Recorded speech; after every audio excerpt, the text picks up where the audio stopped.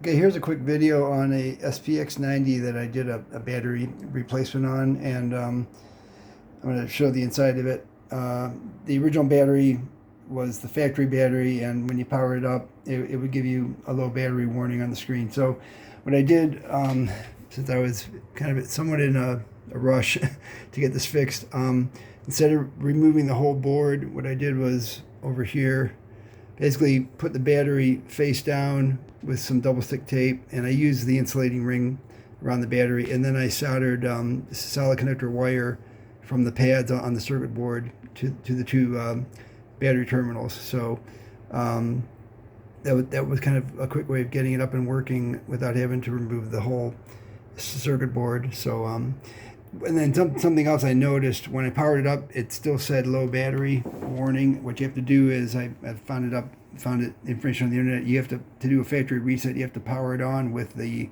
I believe it's the balance and the foot trigger buttons held simultaneously while you power the unit on, and that does a factory reset. And then once you do that, all the presets are there that are in the ROM, and then once you get above 30 is where all the user presets are. So above those, I think it probably duplicates the presets which are stored in ROM. So, and just some other kind of interesting geek information about it. It looks like the main processor here is actually a Motorola 6803. It says 6303, and that's a Hitachi part.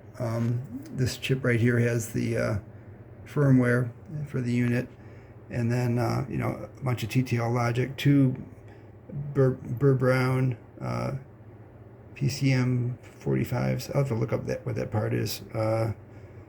I think some type of converter. Then this is kind of interesting here. These are some kind of filters that they look like they're probably inductors of some sort. I haven't seen these too often in a rack mount processing unit.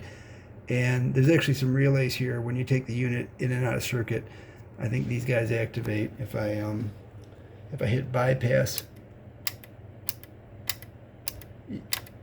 So what I'm doing is pressing the bypass button on the front panel.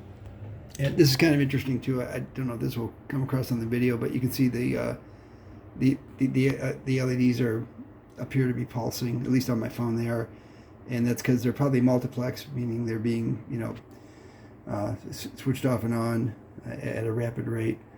Let me go back. Let's see.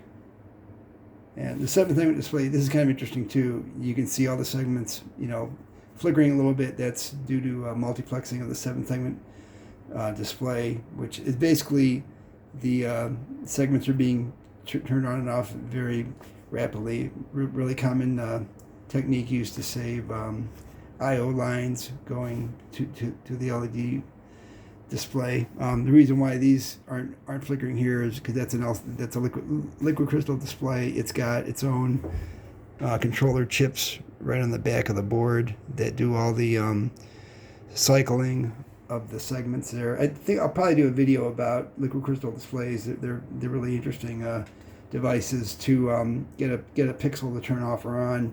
You actually have to apply a alternating signal to it. So like plus voltage ground, plus voltage ground.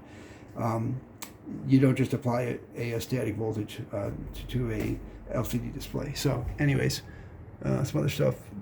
Power supply is there. Pretty large motherboard, but very nice clean layout. And yeah, that's about it. Thanks for watching. Bye.